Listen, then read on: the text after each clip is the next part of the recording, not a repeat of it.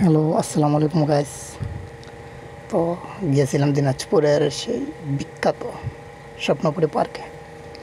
তো পার্কে গিয়ে পার্কের যে লোক আর যে সৌন্দর্য, একদম মনোমুগ্ধকর পরিবেশ। বাট আমি যতটুকু পারছি ততটুকু ক্যামেরাবন্দি করছি। তারপরে চিড়িয়াখানার মধ্যে গেলাম, সেই জায়গায় সজারু, হরিণ, তারপরে এই কচ্ছপ, এরপরে আসিল কয়েক ধরনের পাখি, ময়ূর পাখি, আরও ছিল মেলা বিদেশি বিদেশি প্রজাতির পাখি, খরগোশ, তারপরে বানর, বাঘ ছিল। ওগুলা আমরা যখন গেছি তখন ওদের জানি না, ওদের কোনো ম্যানেজমেন্টের কোনো কারণে ওগুলো সব সরাই দিছি। তারপর দেখেছি মানে মেলা ধরনের বিদেশি প্রজাতির প্রাণী দেখা পাইছি সেই জায়গায় যাওয়ার পরে। বাট খুব ভালো লাগছিল।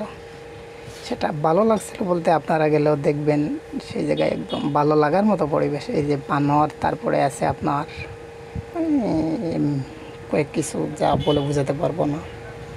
তারপরে আবার বাজেট কম, মানে বেশ টাকা লাগে না, কম টাকার মধ্যেই সব কিছু ঘুরে আসা যায়।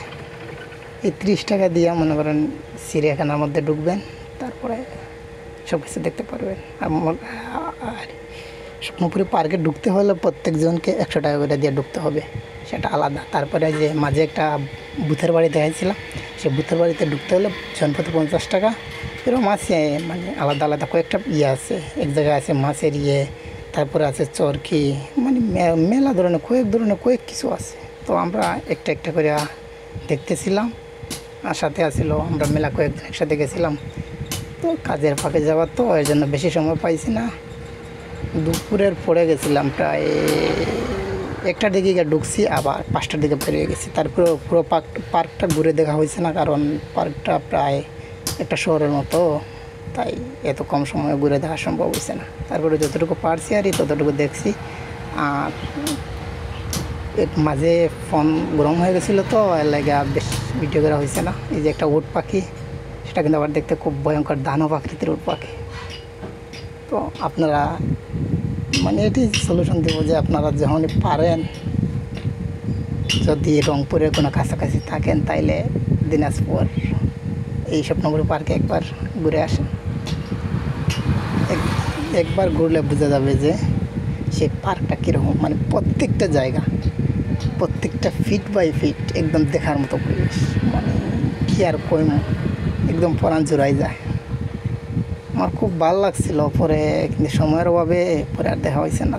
তারপরে যতটুকু দেখছি আলহামদুলিল্লাহ, ওগুলোই যথেষ্ট। তো চেষ্টা করবো আরেকদিন যাওয়ার, আর আপনারাও যাবেন। আর কষ্ট করে পারলে এই চ্যানেলটা একটু সাবস্ক্রাইব করে দেবেন। আর ভিডিওটা একটু লং হয়ে গেছে, জানি না সবাই ভিডিওটা পুরোপুরি দেখবেন কি না। যে কুমির, বিশাল বিশাল একটা কুমির আছে কিন্তু সেই পার্কের মধ্যে, আরও মানে সব ধরনের প্রাণী, শুধু বাঘ আর ছিল, সিংহ ছিল। ওগুলা মানে যে কোনো একটা কারণে সরানো হয়ে গেছে, আমরা গিয়ে আর পাইছি না। আমরা শুনছি যে এর আগে সরানো হয়ে গেছে, মানে আমরা যাওয়ার আগে।